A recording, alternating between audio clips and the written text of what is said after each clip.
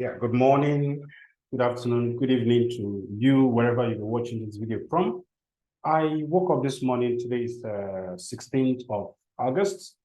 This is exactly 7:22 a.m. And then I went to bed thinking about big techs. We know what big techs are doing to us. Big techs are ripping us off. Your data is valuable. I kind of like watched some of the videos that DataBank has been, putting up lately. And then I came to really understand that big techs are ripping us off. Why are big techs the biggest IT companies in the world? Could it be true that it is because they are using your data? They are selling your data. And then I just entered my office this morning, to look at YouTube to see actually what big techs are doing to us. You will not believe what I found. Just sit back and watch this. My name is Sonobu Kingsley, and I'm the founder of Palm Spring Confidential. We bring online genuine businesses to your doorsteps like DataBank. If you are not in DataBank, I think you should join today. Don't waste any more time. Your data is valuable. If you know what non-fungible tokens are, NFTs, we are breaking that down every day, explaining to our members, and they are profiting from it. So watch this video about big data and understand what they are doing to us. What is big tech exactly? Well, we're talking top dog tech giants that completely dominate their sector. According to the United Nations Data Economy Report from 2019, it's namely 5 companies: Google, Amazon, Meta, Apple, and Microsoft. With data being a commodity, we're putting a lot of trust into such companies, considering that the masses use their products and software. How many of you are using your iPhone to watch this very video? Cambridge Analytica whistleblower Brittany Kaiser recently stated that our data, our most personal information, has now become the world's most valuable asset, more valuable than oil and gas. It's clear that concerns over privacy and data trading are growing. But with governmental intervention, has there been any significant change?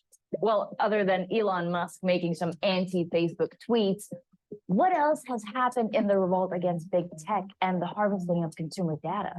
In recent years, federal investigations and lawsuits have taken place to dispute their true agendas. The Antitrust Subcommittee recommended that the Big Four, with a combined market value of over $5 trillion at the time, should not control and compete in related business due to ethical reasons. Fast forward to today, and things aren't at all different, with an insatiable thirst for our personal information left unquenched. Getting into specifics, last year, the CMA launched a probe over concerns that Apple and Google have too much control over operating systems. Yet 97% of all mobile web browsing in the UK happens on browsers powered by, you guessed it, either Apple's or Google's browser engine. A whole technological ecosystem that many of us rely on day in and day out. But what could go wrong? Well, we have to address the fact that nothing is free. Let's say you use a search engine or a particular social networking app free of charge. Often your personal and even very private information becomes the product. This could then be passed on to third parties or not protected well enough to safeguard your privacy. Considering the value of the data economy of EU27 was almost 325 billion, I'm sure you can understand the driving force for companies here. Cambridge Analytica and huge recent leaks like Twitch or T-Mobile are cementing what can happen when data isn't managed properly and driving awareness over privacy.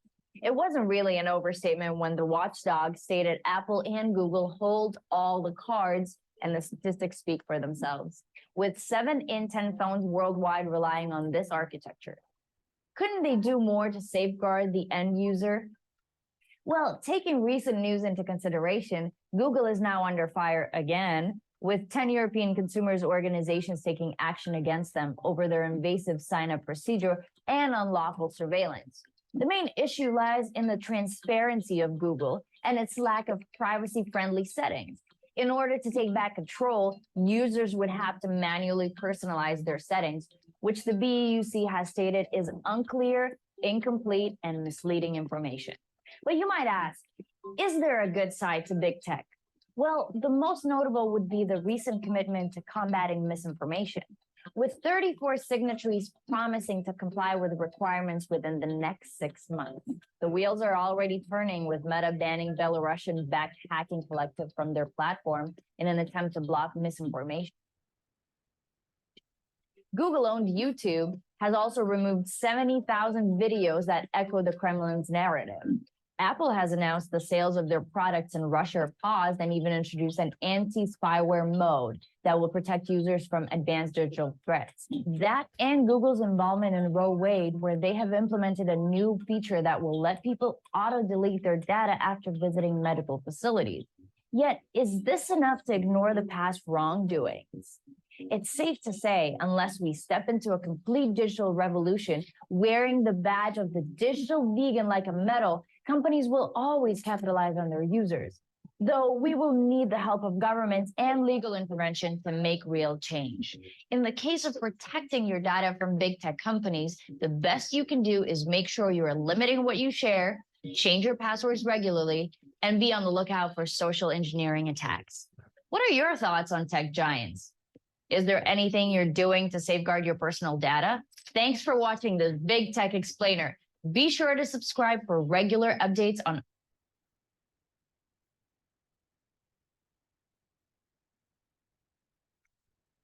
Okay, so I want to believe that you've heard that. Big techs are ripping us off, guys. Big techs are ripping us off. Believe me, when DataBank, started this, when I saw, I read, about, when I read the white paper about DataBank, I actually saw that they are helping us protect our data, and then we are the ones that are going to sell it. So I don't know what, area of life you are. I don't know what specialty, what area of the world you're actually making money from. But I want you to know that your data, your data is being sold to the highest bidders, and these companies are making a hell of money. So you have heard from her. Their product is your data. Amazon's product is your data. Facebook's product is your data. Name them. They are all using your data. That's what they call big techs. So why don't you profit from that, your data? Now, DataBank is helping us to monetize our data. This is called my data vault. So if I click on this now, it will bring out the data that I have that has been stored in an NFT, not fungible token for me, which I can sell tomorrow. Why don't you build your personal data as well? I'm going to stop here. I just wanted to make common sense, because a lot of you are just sitting by in the platform. you're not joining Zoom meetings. You're not doing anything. You're just there dormant. A time will come when you will need this information. We have just been told that another pandemic is being planned for later 2024 and 2025. If you are going to be sitting at home for another maybe 4, 5, 6 months, what will you be eating? Will you be making money? Sign up today and join us, and then understand what we are doing.